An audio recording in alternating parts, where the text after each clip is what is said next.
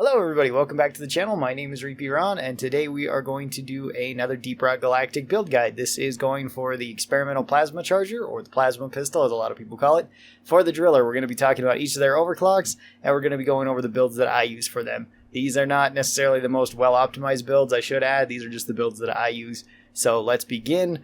Starting out with the clean overclocks, we have energy rerouting as our first one. This is a very good overclock, because it just gives you extra ammo and faster charge speed. Both of those are amazing things, whether you want to be using the pistol more as a direct damage spam fire weapon with its primary fire, or whether you want to charge it up. This definitely helps up with the charge speed more, and I typically build it for that, but you can build this however you would like. In tier 1 with this, I usually go with larger batteries, just to have even more ammo. If you see my other videos, you know how much I like extra ammo, but either of the other two are perfectly fine too. Whether you want more damage or more AoE, both are great, so any of the tier 1s are perfectly fine with this. In tier 2, again, we have two really good options between heat shield, which makes it so we don't build up heat as quick when we're charging, so if you're using a lot of charged attacks, this might be what you want to go for. I usually go with the overcharged plasma accelerator just so that I have that extra movement speed. Makes it a little bit easier to hit those medium to longish range shots that the plasma charger really struggles with. In tier 3, once again, you have some pretty good options. I generally go with crystal capacitors here just for a faster charge speed. So then we get max charge speed in only half a second, which is really nice. Makes it so that we can constantly use our charged fire if we would like to. Again, it's not necessary. You could go with either of these, whether you want faster cooling rates or whether you want less ammo taken per charge shot.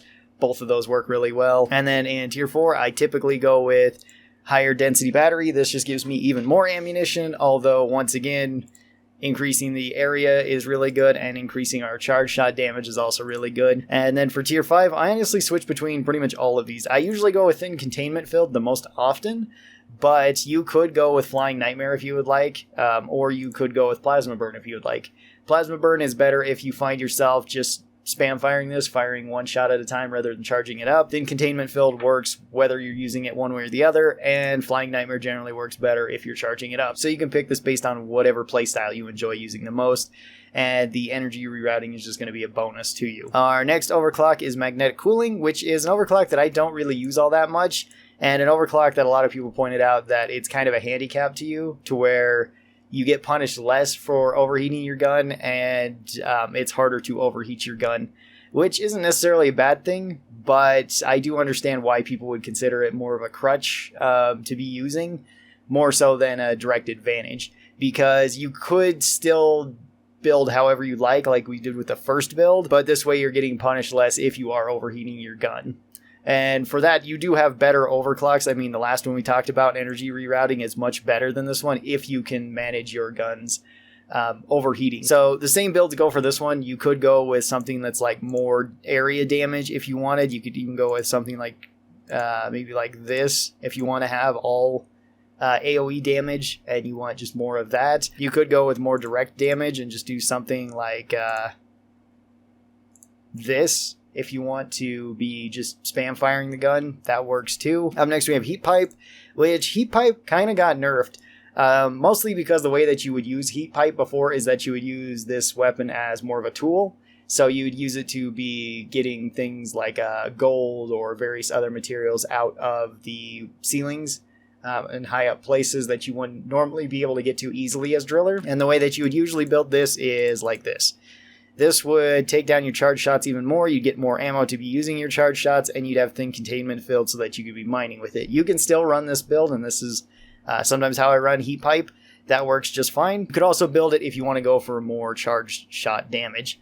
That works too, because Heat Pipe does make it so you take less ammo from your charged shots, you charge up faster, but then you develop more heat from the charging. So the way that I usually build it now is I still go with more ammo. I switch between either of these tier 2s. Usually I go with more of the heat shield so that it doesn't heat up as quickly, just so that I can get more used to it, because I'm not used to the double heat charge that the Heat Pipe provides. In tier 3, I usually still go with the improved charge efficiency. That way I can just use my charge shots more often. In tier 4, I usually switch between either expanded plasma slash or extra ammo. It depends on which I want. But if I'm going for more of a damaging build with Heat Pipe, I'll usually go with the expanded plasma splash. And then in tier 5, I usually go with Flying Nightmare, but sometimes I'll go with containment filled with this too. This provides a little bit more of a weapon This overclock is not as strong as it used to be, but it's still usable. Our next overclock is heavy hitter, and this one changes our plasma pistol quite a bit. So we get more heat generated from normal shots. We do more damage with normal shots, but we lose out on battery. So this allows you to do much more spam fire damage, pretty much. You can spam fire with your regular attacks. For this build, I usually go with the larger batteries in tier 1, just so that I can make up some of that ammo. I go with overcharged plasma accelerator, just so that the bullets move a bit faster. In tier 3, I usually go with the cooling rate, although these other two you could take if you want to be using charge shots with it. I still sometimes do that, but most of the time I'm just using this with its primary fire. Tier 4, I take more ammunition, so that way I'm actually in the positive of ammunition, getting a little bit extra. And then in Tier 5, I go with plasma burn. That way we do even more damage, and we can light targets on fire with our primary fire. This, I find, helps pretty well if you want to pair it with something like the flamethrower and you want to run more of a quality build flamethrower. You're not really going for anything in particular, maybe just a lot of fuel. This way you have a nice secondary weapon that you can spam fire with it. It can also work with the cryo cannon too if you want to use that. I've used them both and had pretty good success with them. You can use this if you want to do a thermal shock build as well, which for anybody that's not aware, there is a mechanic in this game that's called thermal shock, which makes it so you will deal bonus damage if you freeze an enemy completely and then light them on fire, or the opposite, where they're on fire and then you freeze them. Either way will trigger this thermal shock and it will do high damage to the enemy. So you can pair this with the cryo cannon. Moving on to our unstable overclocks, we have Overcharger, which this one makes it so we have more charged up damage and more AoE, but we do have a lower cooling rate and our charge shots now take extra ammo. For this one, you can go with the higher charged plasma energy. That works too if you want to do even more damage. I still usually go with a larger battery just so that I have extra ammo. I usually go with overcharged plasma accelerator just so that my bullets are moving faster. In tier 3, I switch between either the crystal to make faster charge shots or the improved charge efficiency, so that way I'm using less ammunition. I'm using the same that I normally would. In tier 4, I usually go with high density battery with this.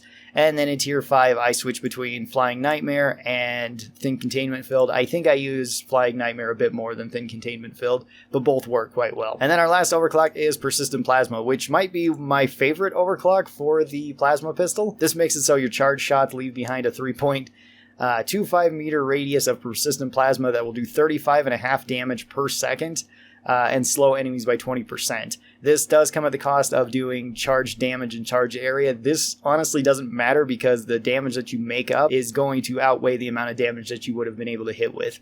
Regularly, you could hit for 120, counting the area damage and the charge damage.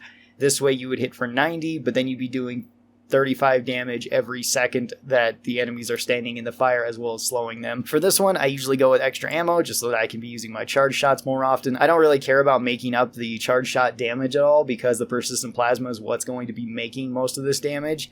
In tier 2, I switch between these, between heat shield and the overcharged plasma accelerator. I usually go with the plasma accelerator just because I'm used to the faster movement speed of the projectiles thanks to the other builds.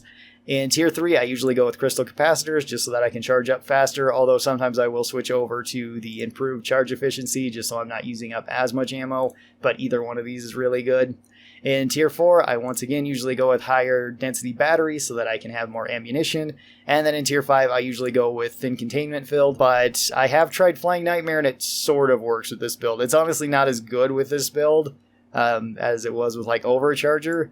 I think Thin Containment Filled is much better, so that's why I generally use it. So pretty much everything right down the middle. So those are all the builds that I use with the Plasma Charger. Tell me what yours are down in the comments below. Tell me your thoughts on the Plasma Charger's overclocks. I think they're really fun.